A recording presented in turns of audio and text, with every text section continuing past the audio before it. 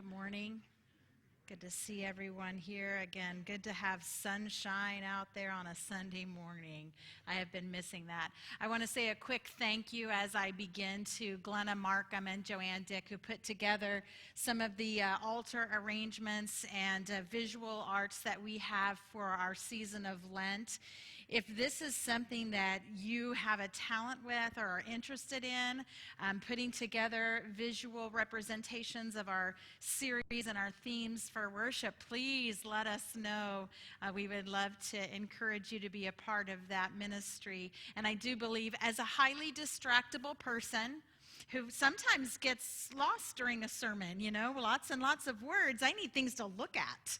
And so it's an important ministry. If you're interested, please let us know.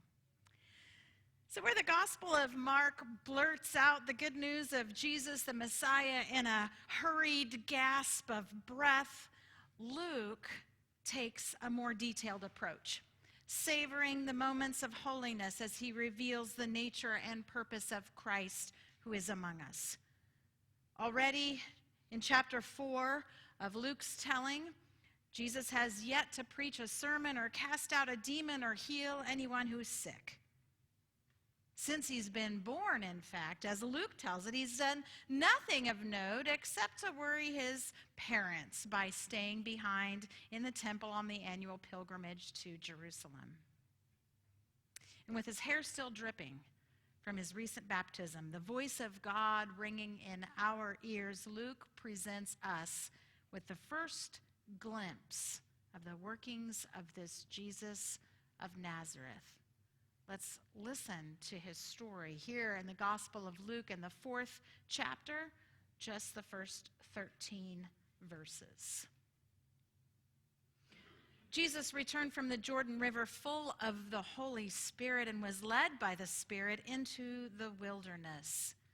There he was tempted for 40 days by the devil.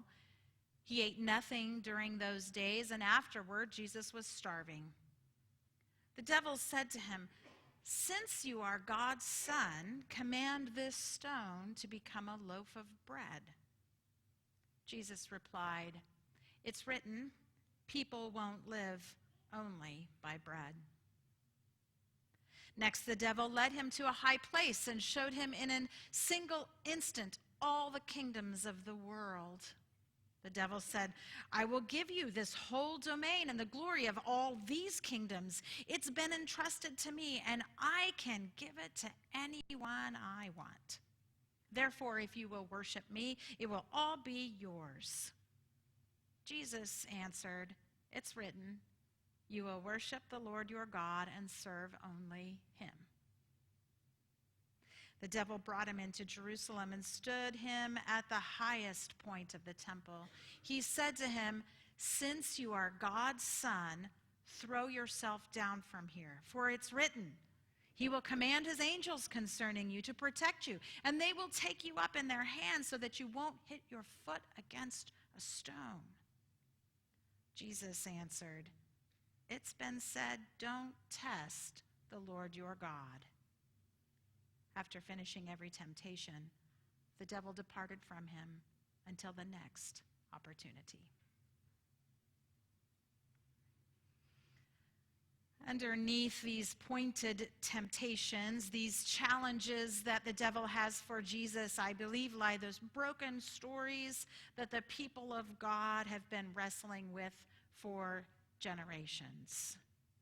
In other words, these temptations present Jesus with humanity's primary crux of faith, our primary problems with our journey. Clue number 1 for this, surmise my little presentation here, is that this is no new story. Jesus is in the wilderness for 40 days. Clue number 1. 40 is no arbitrary number in the Bible. It rained for 40 days and nights in Noah's time. Elijah spent 40 days in flight to the mountain of God, and the people of God followed Moses for 40 years in the wilderness. Clue number 2 helps us narrow down these suspicions. Jesus quotes 3 times in this little exchange from Deuteronomy, where the emphasis is on what not to do, lessons from 40 years of wandering in the wilderness. Luke means for us to ask, what happened with Moses during those 40 years of wilderness wanderings? What does Jesus mean for us to know about these temptations that are presented to him? So let's talk about that. The first temptation, since you are the Son of God and since you are hungry, turn these stones into bread and feed yourself. Another question for you Bible scholars. When the people of Israel became hungry when they were wandering in the wilderness, how did they find food? Do you remember how they were fed? Manna. I heard somebody say manna in the wilderness. God provided food, but provided it in a very specific way, if you remember. Each day there would be new food, new manna to feed everyone who needed food. But none of it could last until the next day. If anyone tried to store some up or hang on to it or save some of it for the next day, it would go bad. This food would only last for one day. No hoarding allowed. One day at a time. This sounds to me like total dependence on a source greater than ourselves. The devil suggests that Jesus provide for himself, not if you are the Son of God, but since you are the Son of God, sustain yourself. It is no question as to whether Jesus can do this or not. The devil wants to know, will he do this or not? And this is broken story number 1. To believe that we can fill ourselves, that we could feed ourselves on our own without any help from God. It was Blaise Pascal, who was a mathematician and a philosopher, a scientist, and later then a man of great faith, who is said to have written, "There is a God-shaped vacuum in the heart of each, which cannot be satisfied by any created thing, but only by God, the Creator, made known through Jesus Christ." When was the last time I placed my life wholly in the realm of God? When have I been totally dependent on God? Not too often, because I like to be in charge of things, right? When have I fallen to this temptation that I believe I can do everything, I can fix everything, I can create everything I need, I can control everything I want to without the benefit of God, my higher power, my source? That's the broken story, that I can do it on my own. The second temptation. The devil says, "I will give you all the kingdoms, all the glory of the world, if you do it my way." When the people of God were wandering in the wilderness, can anyone tell me how Moses led them? How did they get around? Some of you are remembering. The pillar of cloud and smoke by day and the pillar of fire by night. Did anyone remember that? You might say that during their time in the wilderness, the people kept their eyes on God.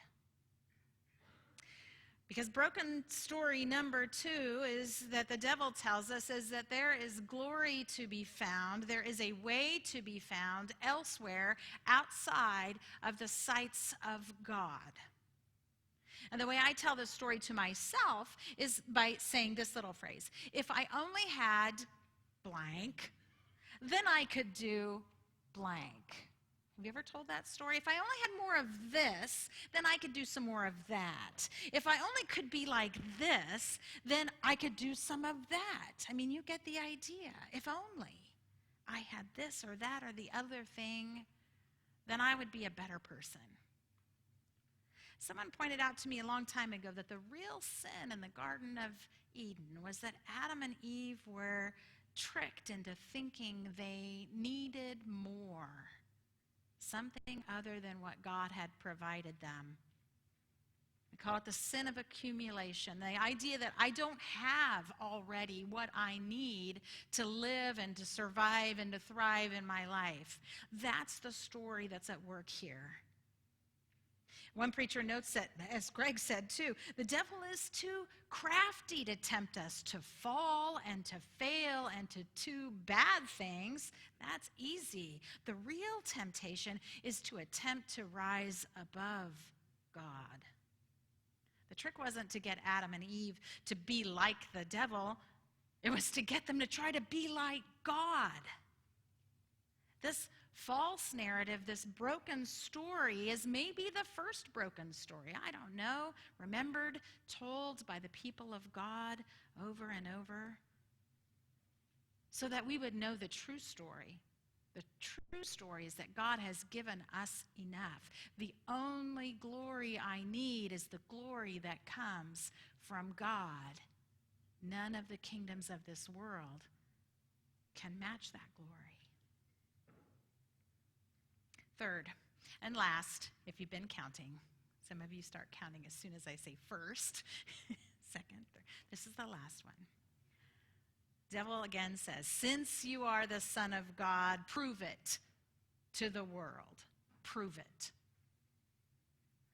Do you know those stories? You know, I watched a lot of cartoons when my kids were growing up, a lot of cartoon movies. You know when there's a genie or some sort of magical creature, and they get, oh, look, here you get 3 wishes, right? Except with these limitations. Here are the rules about the wishes, right? There's always those, the limitations and the conditions. One is always this.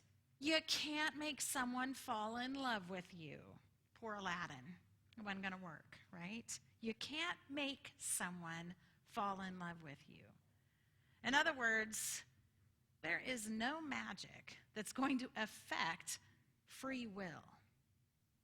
You see, the devil wants Jesus to offer up a display of supernatural power to the end that it will somehow prove to us, prove to the world, prove to the disciples that he is of God and that God is on his side.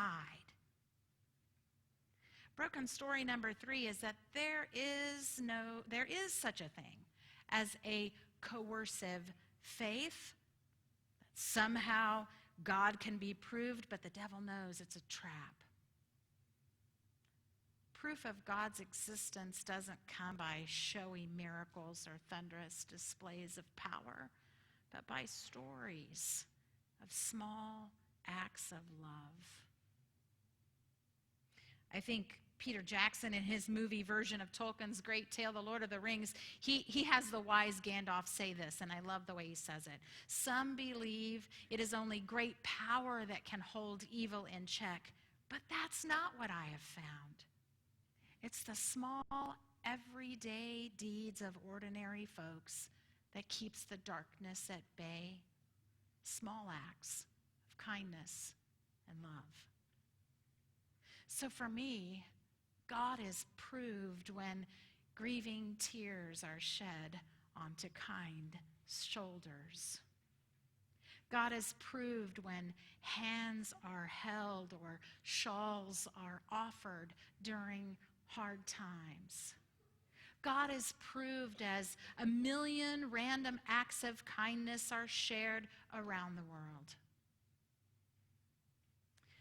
When Jesus returned from his showdown with the devil, he began to preach this good news, that his mission is to release those who are bound, to loose the chains, to tear down walls, clear the path that we might follow him.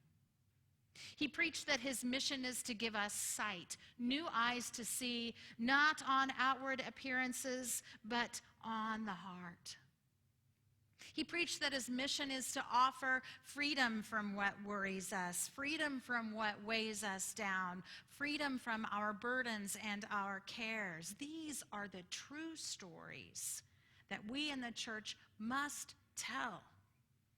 This is the time for us to consider what broken stories we've been offering to the world, to people whose lives are already broken and already in need of healing. Let's not throw more brokenness out into the messes that are out there in the world, but let's offer the story of grace and acceptance and forgiveness and love in Jesus Christ, Son of God. Will you pray with me? God of stories, of truths, and of life, help us to hear your stories. Help us to hear the things that you have been saying for generation upon generation that will help us reclaim our journey towards you. Help us as we walk your way. Help us to pay attention to Jesus as he battles with the devil, as he calls his disciple, as he heals, and as he invites those to be a part of his ministry. During this season of Lent, help us examine ourselves. Help us to look inside and see where we have brokenness and lay those things down. Our broken selves, our broken stories, so that we might turn and tell your truth. We pray it in the name of Jesus the Christ. Amen.